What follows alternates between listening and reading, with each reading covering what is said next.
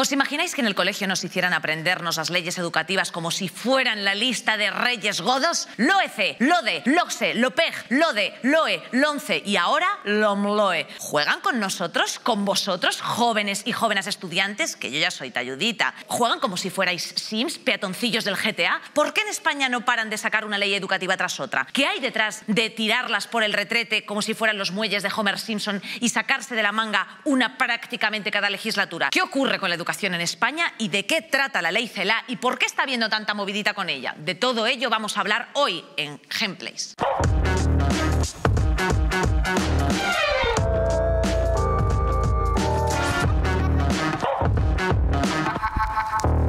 Joder, qué frío. Parece esto una aula en COVID, aquí en ventilación todo el rato, Darío. ¿Qué tal? Pues muy bien, te cuento. El otro día dijimos que íbamos a hablar de filosofía y ética, pero como diría Ferreras, la actualidad no puede esperar, o no vamos a esperar a que tú, como diría también Irene Montero, te desembaraces para hablar de la ley CELA. ¿Tú de qué producto legislativo eres? Yo creo que de la LOCSE, si no me equivoco. Y creo que se me ve. ¿Por? Creo que se intuye. ¿Sabes? ¿Pero por qué? Porque mezclabas el concepto de Fémur y Cervantes. Claro, no, porque por ejemplo yo cuando estudiaba Plutón, un planeta. A mí que no me mientan con otras cosas. Entonces eso me coloca ya directamente en la LOCSE. Vale. Vale. Bueno, pues hay entre manos otra movidita, que la gente pues está muy revuelta, con cosas a favor, cosas en contra, ya tú sabes, como siempre, cuando hay algo nuevo. Y hemos hecho un pequeño vídeo para que te enteres de lo que vamos a hablar, pero bueno, pues al lomo, es que no espera, la actualidad no espera. Con la aprobación de la nueva Ley de Educación, conocida como Ley CELA o LOMLOE, se pone fin a la LOMCE de 2013. Queda aprobado el proyecto de ley orgánica. Será la octava ley educativa que tengamos en democracia, pero ¿cuáles son los puntos que han generado más polémica?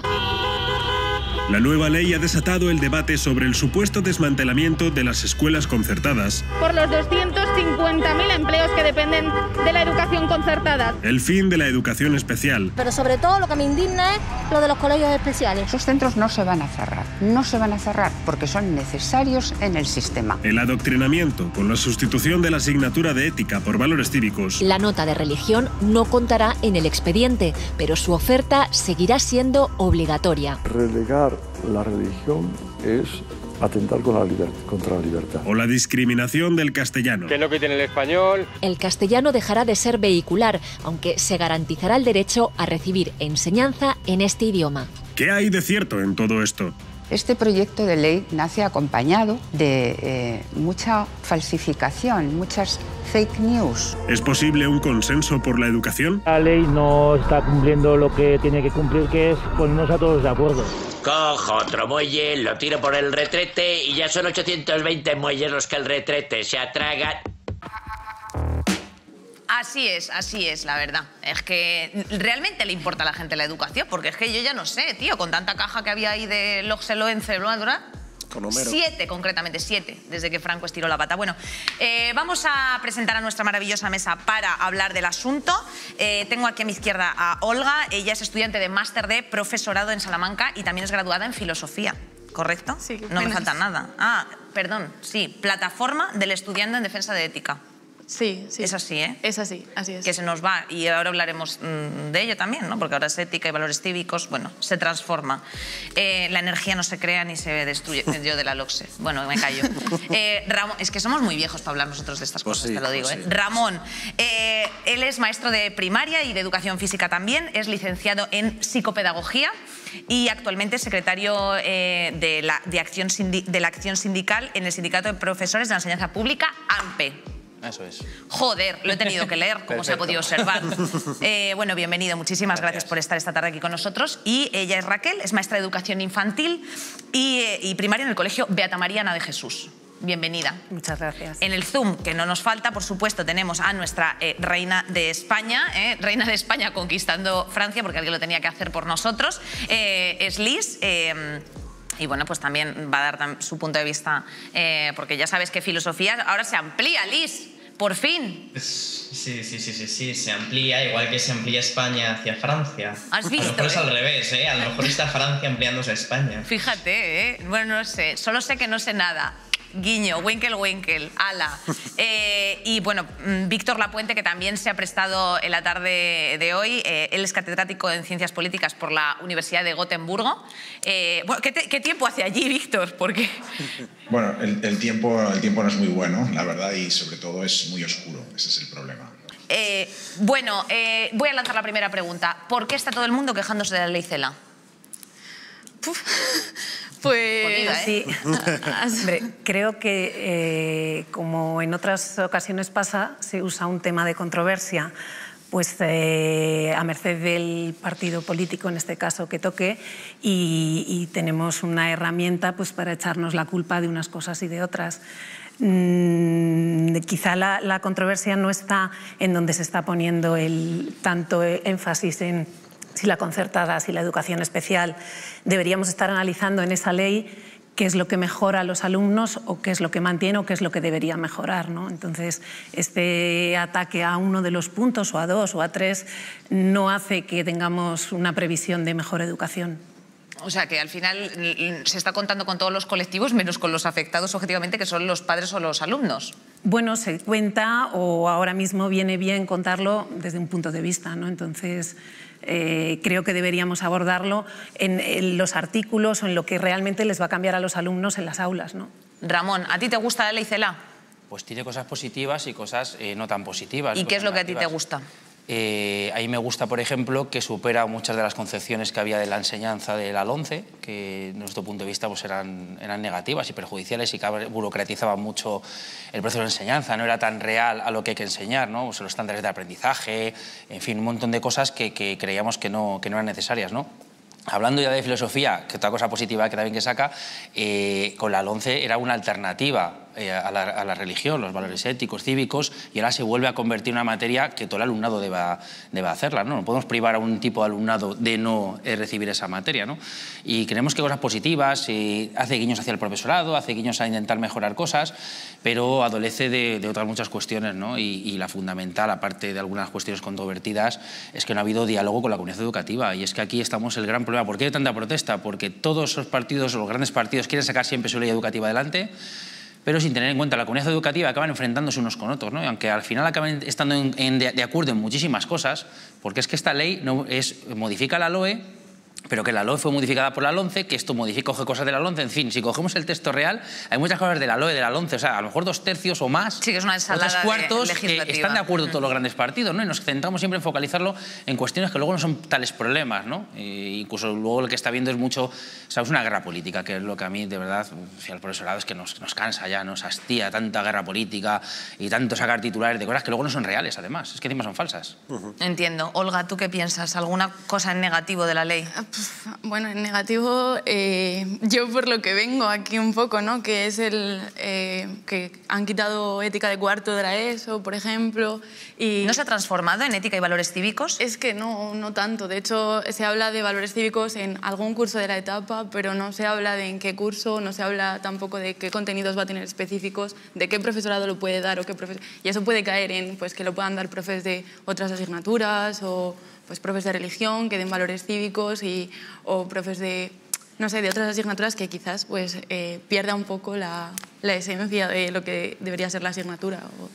Y Liz, tú que me has levantado la mano, ¿qué me querías decir, Reina? Sí, no, era respondiendo, ¿no?, a esta cosa de que ahora, ha dicho uno de los intervinientes en la mesa, que ética pasa a ser una cosa que se estudia no con carácter de alternativa a religión, sino con carácter propio. Como bien se comentaba, no pasa a ser ética, sino que es una asignatura de valores cívicos y éticos para primaria y secundaria, que atienda a hablar de derechos humanos, de igualdad, etc. ¿Qué diferencia esto con la ética? La ética, la filosofía moral, era una rama de filosofía que dan profesores de filosofía que en lo que enseña, digamos, son distintas doctrinas sobre lo que ha sido la filosofía moral, el comportamiento, la vida práctica de los individuos, tanto la búsqueda de la felicidad como el establecimiento de normas de conducta, de normas de comportamiento y también a nivel social, que no es lo mismo que valores cívicos y éticos, que se parece un poco más, digamos, a una cosa que yo sí que estudié en su momento, que era educación para la ciudadanía.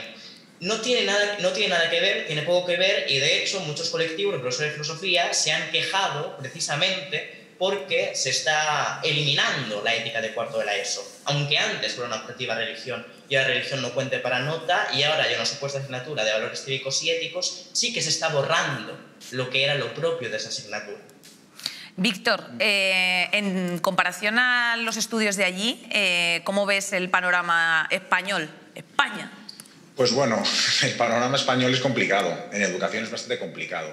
A mí hay una cosa de la ley que me gusta mucho y que creo que nos puede igualar a otros países europeos y que no ha levantado mucha polvareda, y es el hecho de que intente abordar ese problema enorme que tenemos en España, que es la repetición. Casi 1 de cada 3 estudiantes repite al menos una vez en su vida. Eso contrasta con el porcentaje del 4 o 5% en el Reino Unido o en los países nórdicos. Eso no solo es ineficiente porque cuesta muchísimo dinero, es ineficaz porque no les ayuda a esos estudiantes, y también es injusto porque quien acaba repitiendo son sobre todo, y los que sufren más esa repetición son los alumnos y alumnas que vienen de familias con menos recursos. Entonces eso me parece un gran avance de esta ley que nos puede igualar a los países europeos. Ahora bien, tiene muchas lagunas, aunque como se ha comentado, pues hace unos guiños a los profesores. Creo que no están desarrolladas bien claramente las carreras profesionales. No está claro, por ejemplo, a diferencia de lo que ocurre en otros países europeos, que los directores de los centros educativos tengan la libertad, pues, para contratar, para establecer el currículo, realmente para gestionar de manera autónoma sus centros y de esta manera puedan competir unos centros con otros, ofreciendo realmente modelos pedagógicos distintos. Eso no ocurre, y tampoco está claro cómo se va a desarrollar esa especie de supuesto MIR de los profesores. Entonces tiene muchas lagunas, ¿no? Y lo más importante de todo, que creo que no aborda el tema de la equidad de acceso, y que pues todavía yo creo que hay una diferencia en la capacidad de elegir centro de los estudiantes en función de los recursos de las familias. Me interesa una cosa que decías del tema de repetir curso, y aprovechando que tenemos aquí 2 profes, ahora lo que decían era que se podía repetir hasta 3 veces en todos los ciclos, ¿no? O sea, de primaria y secundaria. Dos veces en toda la enseñanza obligatoria. Tampoco hay una gran diferencia en lo que se venía haciendo. El gran problema es la repetición, es decir, cuando un alumno promociona, el gran problema que tenemos aquí en España es la falta de recursos, muchas veces que se dota, y decía antes Víctor muy bien, al final las familias más perjudicadas o los más perjudicados son los de las familias más desfavorecidas, porque al final esos recursos de apoyo y de refuerzo, quien tiene medios los puede buscar desde fuera del centro educativo. O sea, que si repites, o sea, para traerlo un poquito a la tierra, si repites porque te queda lengua y mates, y tú te puedes poner un profe o meter en una academia para reforzar eso, porque tienes pasta, lo puedes hacer, y la gente que no, pues al final se queda en un bucle. Y el sistema educativo lo que tiene que hacer es responder a eso, es que tiene que responder a eso, ¿por qué no se llega a esos conocimientos mínimos, ¿no? Al final, muchos de las parches que se han venido haciendo ahora con la excusa de la pandemia, esas promociones automáticas, o eso aprobar que da igual las que te quedan suspensas, incluso la propia ley marca que el bachillerato, que es algo posobligatorio, que con una materia pendiente puedas titular. Creo que es un mensaje perverso donde puedes hasta, un alumno puede ser insumiso a objetor a una materia. Sí, o sea, directamente llegar allí a... Ahora digo, yo no quiero hacer esto y tal. Entonces, claro, vamos a ver cómo es eso. Entonces, yo creo que son mensajes... O sea, el fracaso escolar, ¿tú piensas que se puede agudizar con esto? Hombre, no es que se pueda agudizar, es que al final se va a enmascarar, porque si vamos a tener titulados sin cumplir los requisitos mínimos para poder titular, porque en cambio en la formación profesional, que creo que la aborda bastante bien la ley y sigue la línea de la LOMCE también, de los ciclos formativos, sí que te pone que hay que aprobar y superar todos los módulos del ciclo formativo, y para bachillerato no. O sea, no entendemos, ¿no? Porque si establece que en el bachillerato hay que estudiar estas materias según las modalidades que se establezcan, pues superemos esas materias, ¿no? Ya que superar esa materia mínima, una enseñanza posobligatoria. En la ESO incluso habla de una enseñanza globalizada que veremos y evaluará el profesorado, pero... No sé, que son cosas, que son mensajes perversos, ¿no? Que al final que la ley marca, y creemos, y lo de la carrera profesional que ha dicho Víctor está fundamental. En los países europeos donde se ha avanzado mucho en la calidad educativa, como Portugal, por ejemplo, que ha subido un montón de puntos en el informe PISA, es porque ha establecido una carrera profesional, con una carrera incluso para los cargos directivos importante, y yo creo que por ahí debe ser la línea. Y aprovechando, bueno, no aprovechando no tiene nada que ver, pero bueno, momento coles concertados, que ha sido uno de los grandes óbices de pues de todo el planteamiento de la ley CELA. ¿Qué ocurre con los colegios concertados y qué opinas tú respecto de la libertad de decisión de los padres para que, pues eso, Yo creo que o sea, si limita a las familias con el anteproyecto de ley que tenemos entre manos, lo que hace es regular esa posible admisión del alumnado de una forma lo más neutra posible. Es decir, si antes había pues, alguna posibilidad de que los colegios concertados de alguna manera eligiesen su alumnado o seleccionasen, pues intenta controlar esa posibilidad. Bueno o malo... La financiación es pública, aunque tenga aportaciones de los padres, pero la financiación no deja de ser... O sea, la administración es privada, pero la financiación es pública. Lo que se intenta hacer en este articulado de la ley es que se regule el que una familia, tenga medios económicos o no, pueda acceder a todo tipo de coles. Eso puede perjudicar a que los centros puedan elegir su alumnado, pero es justo ante unas plazas subvencionadas. Entiendo. Y respecto al otro de los temas también que se ha estado hablando, Olga, que es el tema de la educación sexual, ¿cómo afecta o por qué hay protestas? ¿De dónde pueden surgir? Pues me imagino que provienen del miedo a la información también un poco, ¿no? O sea, que se hable en los coles de educación sexual, vamos, en mi opinión, es algo súper positivo porque, bueno, o sea, la verdad es que las charlas de educación sexual que yo he tenido en el colegio dejaban bastante que desear. Sí, y yo también, súper carentes. Entonces, el poder explicar... todo el abanico de posibilidades que hay. O sea, vivimos en una sociedad que ya es bastante tolerante, creo, con respecto a la diversidad y precisamente hay que abordar esa diversidad. No podemos seguir abordando un único camino y no se puede seguir abordando el patrón heterosexual normativo, sino que... y entonces yo me imagino que eso da miedo porque es algo que no se ha hecho hasta ahora y que, bueno, pues que tiene que desarrollarse y que ver cómo se hace y a ver quién da esas charlas, a ver cómo se forman esas personas. Y, bueno. Sí, que no sea el plátano con el condón, vaya. Sí. Liz, momento religión, ¿qué hay de nuevo en la ley? Te lo habrás leído un poco, ¿no? Sí, no, vale, básicamente vale. Lo que... A ver si te gusta a ti mucho leer y no me has leído las 189 palabras de anteproyecto. Palabras, no páginas. Bueno. Lo que hace la ley es que religión deje de contar para el cómputo de la nota, lo cual a mí me parece que es algo que está bien. Pero quería incidir en una cosa que se ha dicho aquí sobre la educación sexual o educación sexual que se dará a partir de ahora en los centros, o que se quiere que se dé de una manera más extendida. Me parece que hay un problema si concebimos que esa educación sexual solamente tiene que impartirse a modo de charlas o a modo de talleres, que en una visita se diga, está todo este espectro, os vamos a educar en esto, os vamos a dar esto.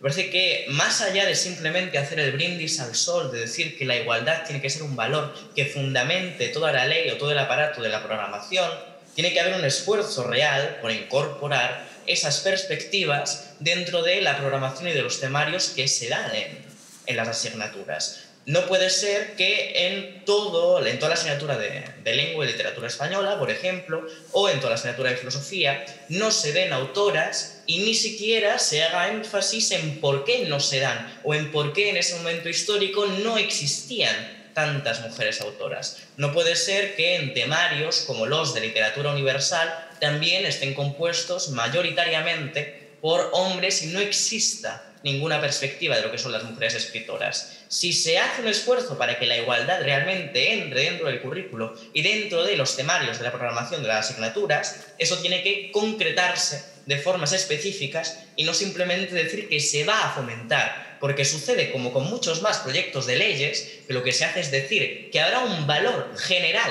que influirá en todo de la igualdad y al cual se le tiene que hacer caso, pero que luego acaba no repercutiendo en absolutamente nada. Y esa educación, si está sometida al juicio personal y a la valoración autónoma y personal de cada uno de los profesores, no tendrá esa corrección de esa desigualdad estructural, que es, yo creo, a lo que se tiene que ir dirigiendo.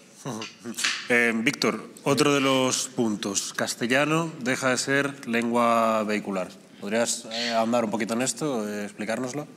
Sí, la verdad es que la ley dice que ya no va a ser vehicular. El problema es que no sabemos qué consecuencias va a tener. Y ese es un problema que tenemos en la ley en muchísimos artículos. No sabemos cómo se va a traducir eso para un estudiante en Galicia, en el País Vasco, en Cataluña. Va a pasar de tener 3 horas a 10 horas o de 10 horas a 3 horas, y ese es el gran problema. Está en manos la ejecución, la implementación de la ley en manos de comunidades autónomas, en muchos casos de comunidades autónomas de partidos políticos opuestos al gobierno, con lo cual si la ley de por sí es vaga y la implementación vaga en el sentido de difusa, y al mismo tiempo pues la implementación va a estar en manos de partidos que quizás no comulgan con las ideas de fondo de la ley, con el espíritu de la ley, entonces yo creo que no vamos a ver ninguna consecuencia práctica de eso. Me gustaría puntualizar una cosa sobre la religión. Yo creo que la religión no tiene espacio como doctrina religiosa en una escuela laica. Eso sí, la educación tiene que ser laica, pero la educación no puede ser superficial. La educación tiene que tener en cuenta los valores, la historia, las tradiciones de un país. Entonces yo creo que la diferencia en España en relación a otros países es que en otros países europeos ya han dado por supuesto que no se puede adoctrinar en una religión a los estudiantes, pero al mismo tiempo se tienen que incorporar. Porque conocimientos de historia de las religiones en plural, pero obviamente el cristianismo pues tiene una cierta predominancia porque ha marcado los 2000 años de historia de tu país, y ver qué interacción ha habido entre la Iglesia, entre la sociedad, y cómo los valores cristianos han permeado, a veces de manera sorprendentemente paradójica. En muchos casos la religión ha servido para aumentar la igualdad entre hombres y mujeres en algún momento de la historia, etcétera. En otros casos no. Entonces, estudiar la historia de las religiones y el efecto que tiene, pues es imprescindible para entender quiénes somos. Por tanto, la religión tiene que desaparecer como doctrina, tiene que mantenerse la historia de la religión. Bueno, y desde muchos puntos de vista que podemos tocar esta ley, Daniel nos ha preparado pues, su pieza en torno a la ética y la filosofía, así que vamos a ver qué nos cuenta. Hola, buenos días, sitio nuevo, luz nueva, estoy un poco cadáver, os vengo a contar una cosa. Para empezar... me duele. Me duele que ciertas disciplinas sean tratadas por encima de otras solo porque son más válidas en el sistema capitalista en el que vivimos a día de hoy. En otro orden de cosas, mi madre está muerta. Muerta de ganas de que las personas con aptitudes y cualidades distintas sean reconocidas de una manera válida y lógica, y no solo como un engranaje que hace funcionar esta enorme máquina grasienta de hacer dinero en la que vivimos. El asunto que os vengo a decir es que en los colegios a veces no sabes si dar ética o de...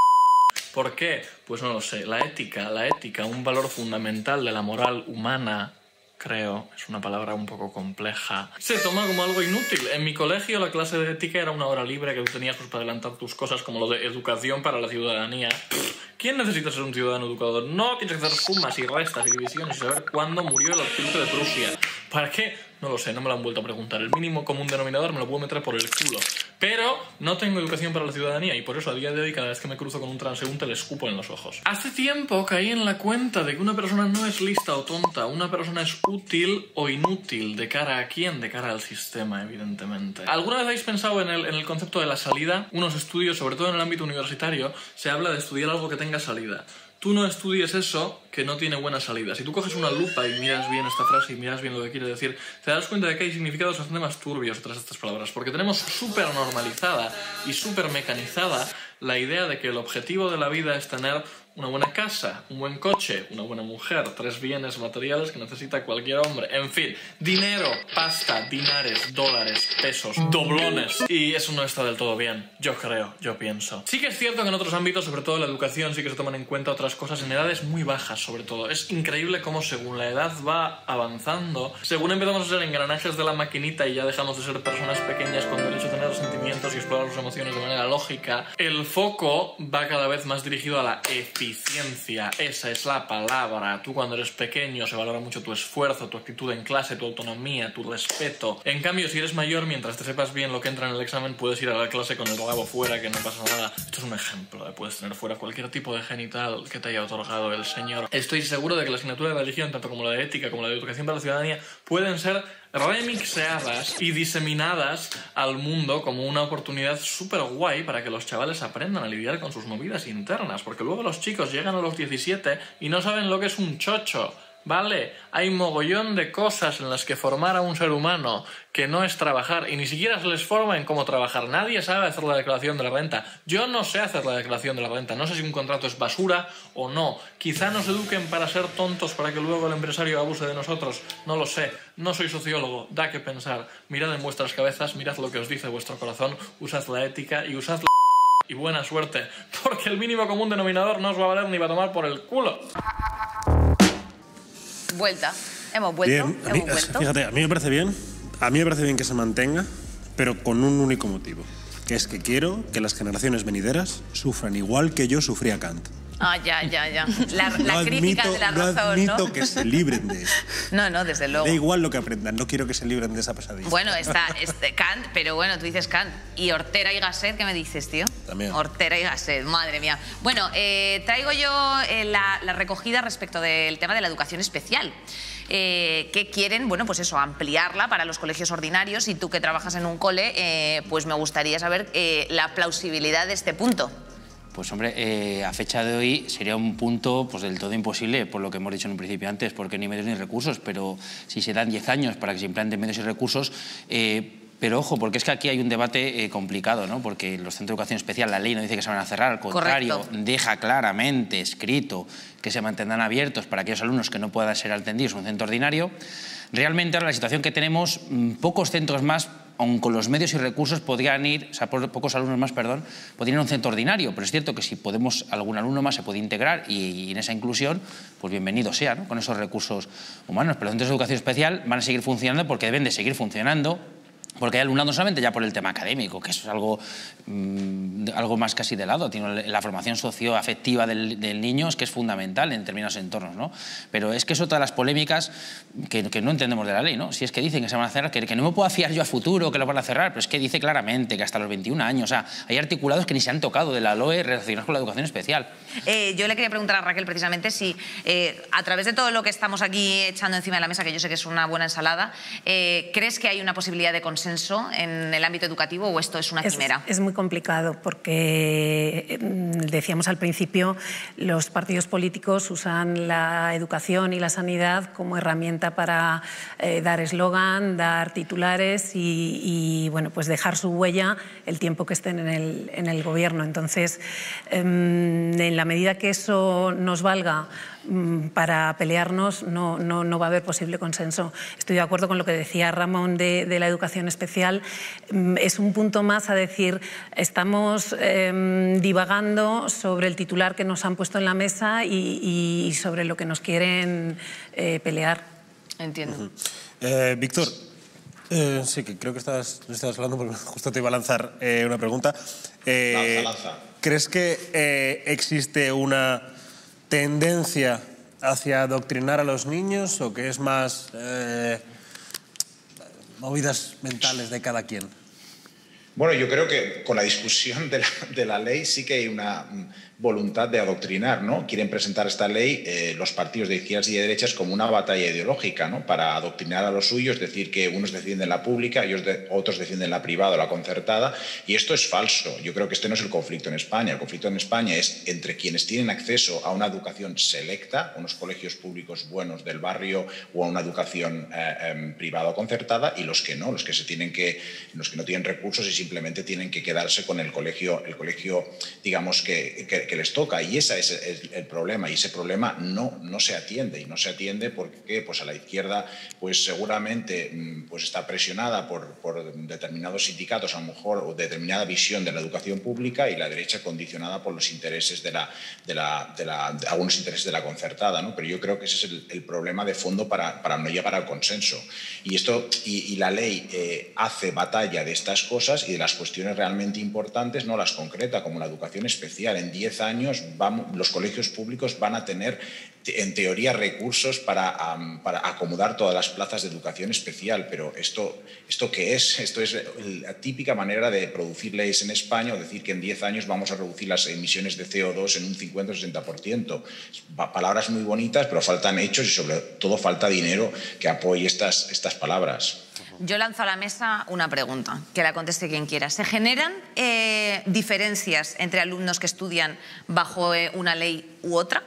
Yo creo que sí, ¿no? O sea, Pero creo que con lo que se generan diferencias es con que haya esa flexibilidad y esa tan...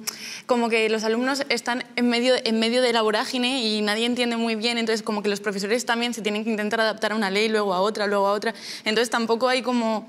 O sea, claro, no hay una educación de calidad porque se está modificando constantemente, se está cambiando en cosas que pues tampoco se concretan, es un poco lo que venimos hablando, ¿no? Como que no se concretan las cosas, no se concreta cómo se va a hacer, se ponen frases muy amplias, pero no se concretan hechos concretos en cómo se van a ir desarrollando esos postulados, ¿no? Y entonces luego, pues, cada colegio pues, lo hace un poco a su manera y como puede, y cada centro lo adapta como puede, con los contenidos que puede, y pues, obviamente los alumnos, pues, se ven ahí en ese... como unas placas tectónicas así un poco... Ya, que la falla. Sí, se van... Y entonces a veces viene genial, otras veces viene fatal y pues claro, hay alumnos que no han cursado ninguna asignatura, por ejemplo, de filosofía porque se las han quitado. Entonces hay alumnos que salen sin formación filosófica del instituto y otros alumnos que han salido con formación filosófica obligatoria. Para esa, por ejemplo, o sea, se supone que ahora cuarto va a ser un curso orientador hacia el futuro. Si en cuarto no tienes una asignatura de formación filosófica, ¿qué alumnos van a decidir estudiar filosofía? Igual nadie. Liz, que estabas levantando la mano. Sí, a mí me parece que tenemos una especie de fetiche muy curioso con la noción del consenso. Es decir, de repente nos parece que la pluralidad de opiniones, que el disenso, que la divergencia son cosas malísimas. A mí me parece una cosa en realidad bastante normal el hecho de que haya un cambio de gobierno cada X tiempo y de repente se quiera promulgar una ley educativa diferente, porque hay diferencias. Yo no pienso que la religión tenga que ser una asignatura que entre en la media, yo no pienso que en terrenos públicos se deben edificar colegios concertados, pienso que a lo largo del tiempo tiene que haber una menor concentración de colegios concertados y que esa proporción, que en España es más alta que la media europea, debería ir bajando para un lugar mayor de la pública, etcétera, etcétera. Y hay divergencias muy fuertes entre distintos pensamientos sobre cómo tiene que ser el modelo educativo. Y es bueno que las haya. Y es bueno que exista esa pluralidad de opiniones que puedan confrontarse. No tenemos que estar buscando una especie de consenso artificial donde de repente todo el mundo se vaya a poner de acuerdo. No es ni siquiera algo que se deba a que estemos en un ambiente más polarizado. Es que ya en leyes anteriores, en la LOMCE mismamente, que se aprobó solamente con los votos del Partido Popular en mayoría absoluta, otra ley que promulgó Aznar en el momento de su legislatura, que también se aprobó con mayoría absoluta, no había una búsqueda de consenso. Y de repente se hace, para atacar un proyecto de ley, esta propuesta de que todas las leyes tienen que ir con consenso. No, me parece que dentro de la democracia es una cualidad inherente de la democracia que exista un pluralismo, que exista un disenso y que exista una divergencia de opiniones. Si estuviéramos buscando un consenso para cada una de las medidas que se intentan aprobar, no se aprobaría nada. Y hay que acabar con ese fetiche que parece que tenemos del consenso porque no nos conduce a ninguna parte. Porque hay intereses opuestos. Era una pregunta, Liz, tampoco te rayes. No, pero es que no es cosa tuya, es un fetiche generalizado a nivel social. Ay, hija mía, pero es que yo soy súper fetichista. Ay, Víctor, ¿qué? Hablando de fetiches. Yo comparto que soy un fetichista del consenso. Oye, en educación, no en otras cosas, es verdad, como dice Liz, que yo creo que no debemos sobreestimar la capacidad del consenso y es legítimo que haya disenso y esta ley es democráticamente muy legítima. Pero también es legítimo lo que ha ocurrido en otros países, donde se ha producido un gran consenso, donde lo que se hizo es sentar a la educación concertada o pública y decirle, mire ustedes, lo que están haciendo es segregando, están pidiendo cuotas de manera directa o indirecta a los padres, sean legales o ilegales, pero les están pidiendo, están actuando con doping porque nosotros les estamos dando dinero. Lo que tienen que hacer es cortar eso de raíz, esos 300, 400 euros que se pagan en colegios concertados por niño al mes en grandes ciudades en España, que esto es completamente inasumible para la inmensa mayoría de familias de España. Cortamos eso y a cambio lo que vamos a hacer es incrementar la financiación por estudiante. Y ese es el consenso que se ha producido en otros países. Y ese consenso es fácil de hacer. No es difícil, pero obviamente hay unos intereses en España, los intereses de la pública, que no querrían que la concertada tuviera el mismo dinero por estudiante que ellos. Eso no gusta, eso no se dice, no lo dice nadie, pero esto es así. Y en la concertada, pues muchos colegios concertados quieren seguir discriminando pues, a los niños y las niñas que vienen de clases bien. Por eso el consenso no es posible. No es por una cuestión de ideología. Esto no es ideología. Estos son los intereses creados de los unos y de los otros. Yo creo que toca denunciarlo públicamente. Raquel, ¿crees que se puede garantizar la libertad de creencias y que no haya un distanciamiento excesivo de clases sociales en la estudianza concertada? Pues debe ser un punto que las familias puedan elegir dentro de que elijan el cole concertado o no. Es decir, que la elección de colegio concertado no sea por la creencia religiosa, pero se pueda sumar al paquete básico que das en enseñanza concertada. Sí, yo sí que voy a decir, yo sí que creo en, más que el consenso por unanimidad, sí que los acuerdos básicos en educación pues, se pueden llegar, ¿no? Porque al final, lo que decía, los principios y todos son iguales en esa línea, ¿no? Lo que está planteando Rodrigo, pues yo creo que, vamos a ver, a veces nos ha olvidado el por qué se salieron los conciertos educativos. El concierto educativo no es ni más ni menos que es un centro privado que se subvenciona con dinero público porque la enseñanza pública no llega a ello. Yo creo que son dos redes perfectamente compatibles que nuestros políticos quieren enfrentar por muchos intereses que hay detrás de todo esto. Creo que esta ley sí que viene un poco a asegurar esa igualdad de oportunidades, ¿no? Porque al final no tiene ningún sentido si usted como centro privado quiere que le subvencionemos para poder dar escolarización a alumnos que no llegan a eso, pues lógicamente tiene que ser gratuita la enseñanza, porque es gratuita, no puede pagar ninguna cuota voluntaria entre comillas, hay que repartir el tipo de alumnado, la tipología de alumnado de clases más desfavorecidas, que todo el mundo tenga la misma igualdad de acceso, porque es un centro más que entraría a la red pública, entre comillas. Correcto. ¿No? Es que esa es la idea. El problema que ha pasado es que muchas autonomías han ido desvirtuando todo esto, ¿no? Y al final siguen manteniéndose conciertos educativos ya no por que no llegue la enseñanza pública a cubrir esas plazas, sino porque se han venido dando, se siguen subvencionando. Sí, que luego al final el de la pública ve al de la privada como, o el de la concertada se mete en el mismo saco. Claro, y al final acabamos, se acaban subvencionando centros privados, ¿no? Porque yo cuando hablo de la libertad de enseñanza, yo creo que todo el mundo puede pedir el centro que quiera, ¿no? Lo que pasa es que el Estado debe asegurar con fondos públicos que todos los alumnos en edad de escolarización se cubran. Y ya está, y de manera gratuita, es que no es otra forma, ¿no? Y la red pública y complementando con la red concertada. Bueno, pues para relajar un poco el asunto, Greitras nos ha preparado un vídeo de un señor que sí que cree positivo en adoctrinar a chiquillos. A ver qué dice.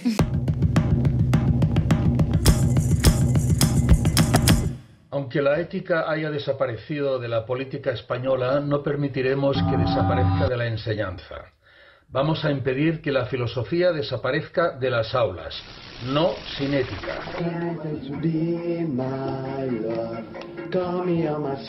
Esto es un programa de filosofía, en teoría, ¿no?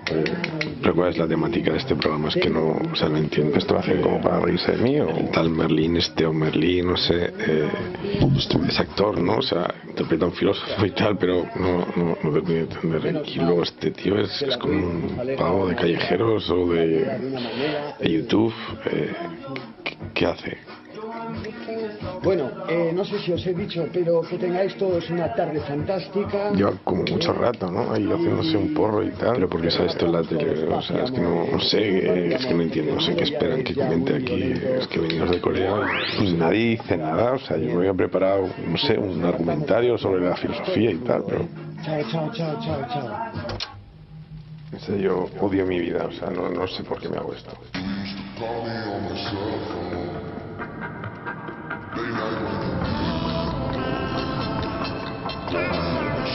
Pinteros de Vegetu para esto.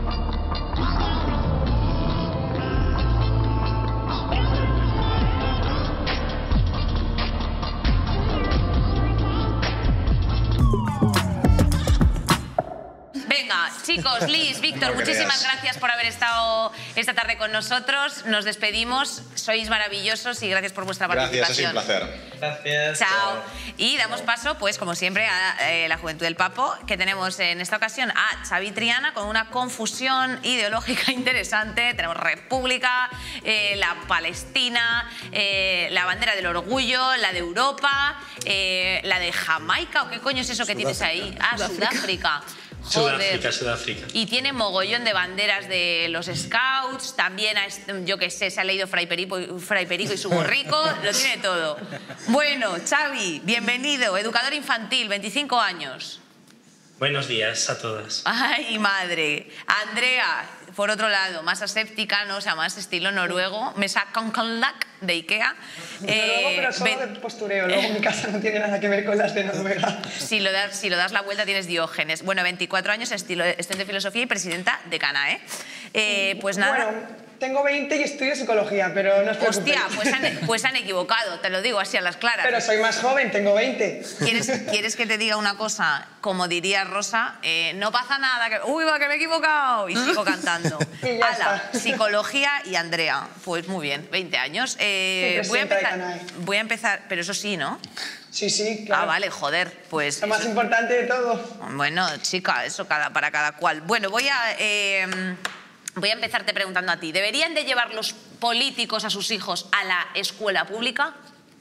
Bueno, yo creo que a día de hoy, bueno, tal y como está la cosa, los políticos podrán elegir a dónde llevar a sus hijos, ¿no? A la pública, a la concertada o a la privada. Lo que sí que creo es que todos los políticos deberían tener una concepción de la realidad en la escuela pública y deberían estar cercanos a esa realidad, porque muchas veces no se difumina la línea. Nosotros como estudiantes vivimos y pasamos muchas horas de nuestra vida en un centro público, concertado o privado. En mi caso público, y somos muchos los miles de estudiantes que pasamos, ya te digo, ¿no? Esas 8 o 9 horas, 6, depende del momento de tu vida, en el centro. Y sí que creo que los políticos tienen que tener ese conocimiento de la escuela pública, saber cómo es, cómo va, cómo estamos viviendo, qué carencias tenemos, qué nos falta, qué necesitamos. Y creo sin duda que eso es lo más importante y es muy importante para que puedan hacer políticas en base a nuestra realidad, que muchas veces se desconoce por parte de la administración o las personas públicas. Xavi, ¿tú estás orgulloso de la educación que has recibido, hijo?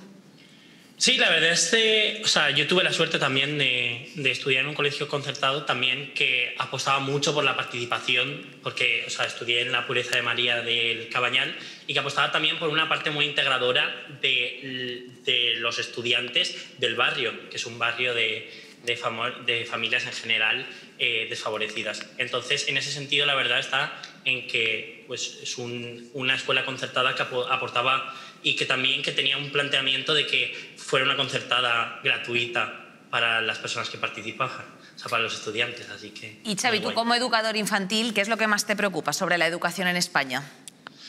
Bueno, hay un montón de temas en general. En realidad, en ese sentido, justo hablando de la ley, me gusta mucho que la ley hable de la universalidad de la educación infantil. Entonces, me preocupa mucho en general las metodologías o planteamientos que a veces desde hace un montón de años están muy desactualizados en un montón de sentidos. Y también me preocupa que en general no se tenga en cuenta toda la comunidad educativa a la hora de desarrollar políticas.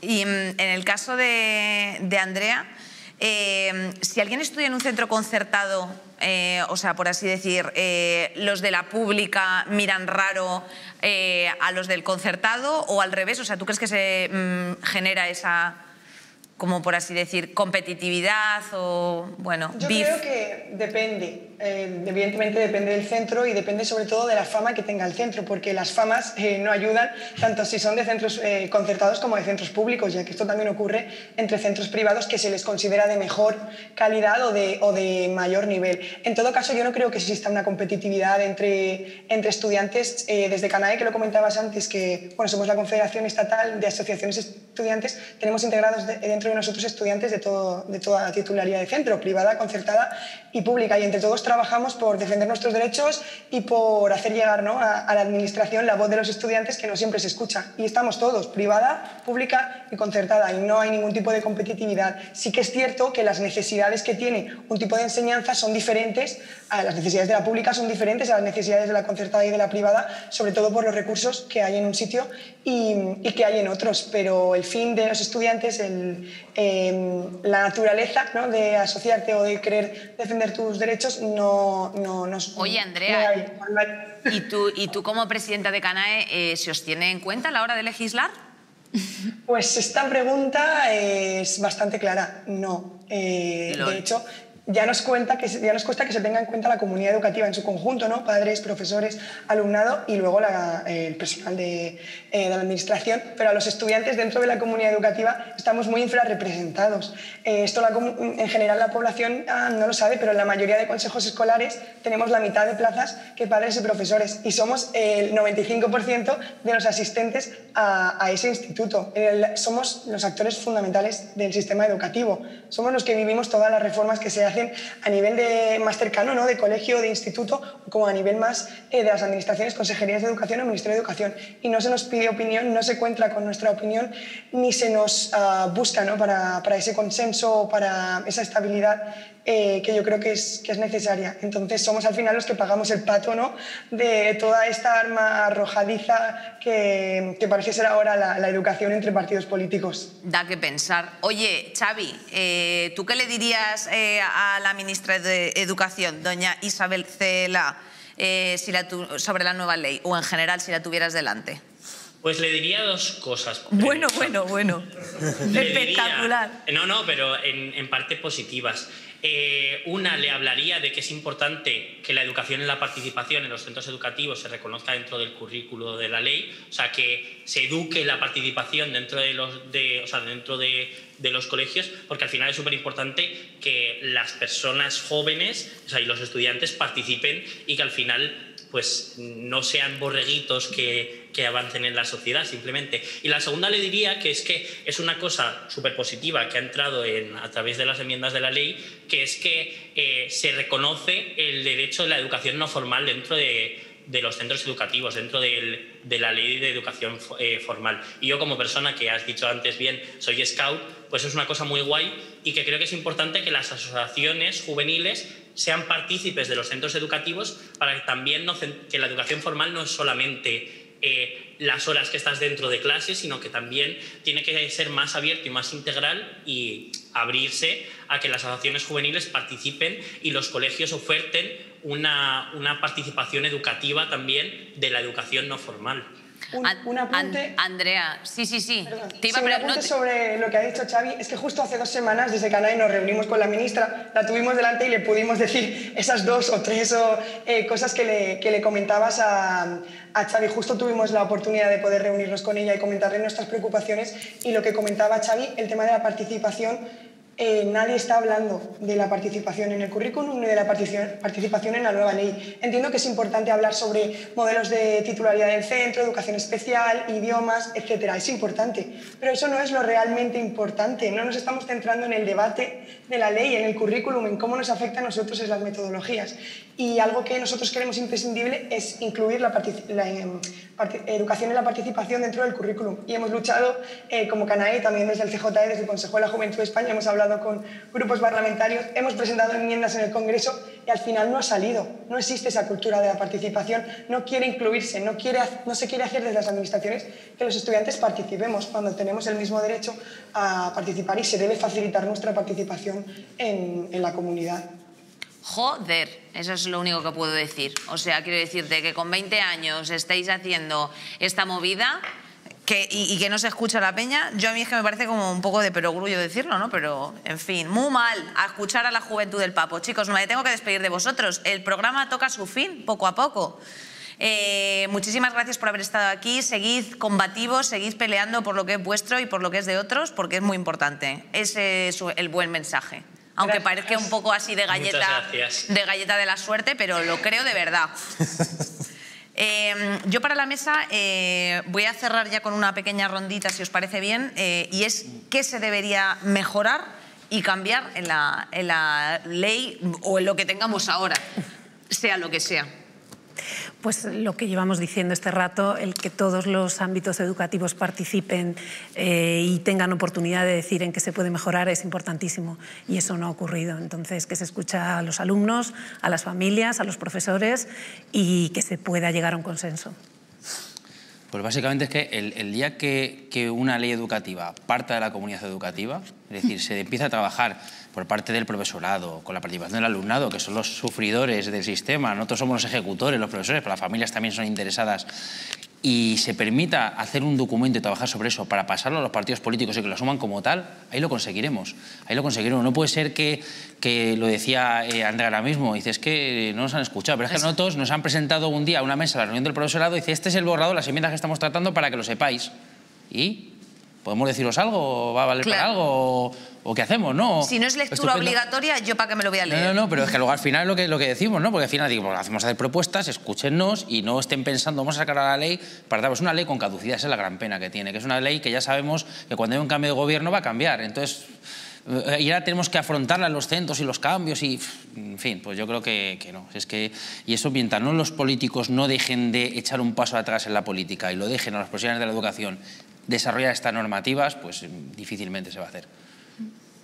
Sí, bueno, o sea, es un poco lo que se está hablando, ¿no? Que estamos tratando de comunicarnos con los políticos para que se nos escuche.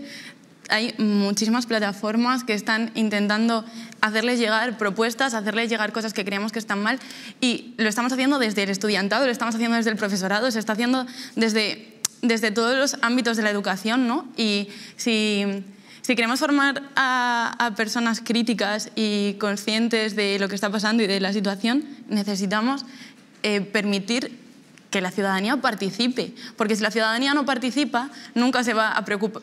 Si vemos que no nos dejan participar, no nos vamos a preocupar por participar, y entonces va a dar lugar pues a eso, a ciudadanos que simplemente se dejen llevar por lo que está sucediendo y se dejen llevar por